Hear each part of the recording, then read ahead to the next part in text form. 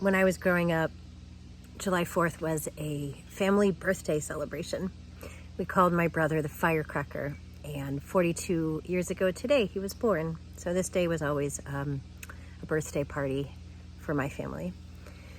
And since I've moved away from family, what makes the most sense to me is to think about July 4th as a day for practicing and meditating on interdependence, a turn of phrase I don't know who originated. I certainly did not myself. Rather than independence, which feels very complex right now, the chance to explore what in the world could it possibly mean to get outside of our own perspective and try to inhabit someone else's. I work as a couples and intimacy coach, and I spend a lot of time helping people to see past their own vantage point. And it's so hard, and especially when we feel hurt and vulnerable and triggered.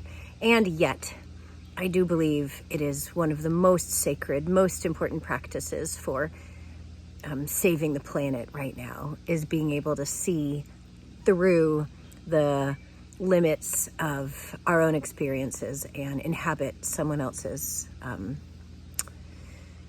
footsteps and path, inhabit what it could be like to be them.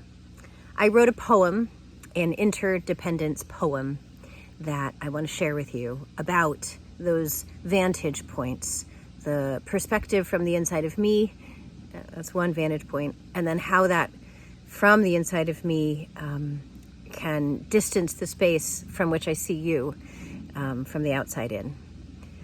This is called From the Outside In, From the Inside Out. It goes like this.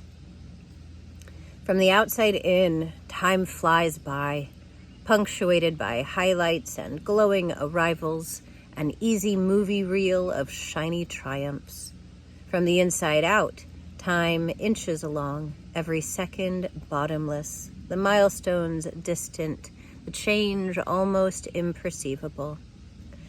From the outside in, simplicity reigns, their life makes geometric sense, everything has a place, the edges of the napkins appear folded. From the inside out, it's chaos, unfulfilled dreams, relationships lost, and loose socks spilling out of dresser drawers that just won't close. From the outside in, he seems so confident, self-assured, clear and unflappable. From the inside out, his dreams are tortured, the catch in his throat thick, the questions piling up that only he can hear. From the outside in, you see my missteps and will judge me for them, as if they are all I am. From the inside out, I know how hard I am trying. I know how many obstacles I have had to overcome to get here, and I know I mean well, even when I fall short. Isn't it always like this? From outside of one another, we see the tip of something, never the whole, even though we so quickly forget to remember this truth. From the inside, we see the never still, amoeba-like ooze of life, flowing and ebbing and dripping down our faces. We know just how it is.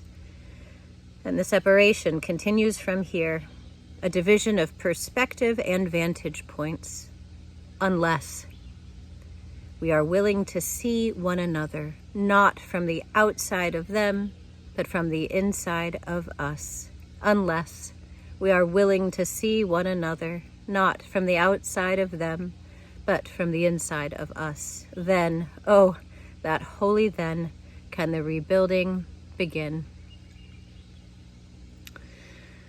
I wish you a brave Interdependence Day from the greenhouse on West Valley Road.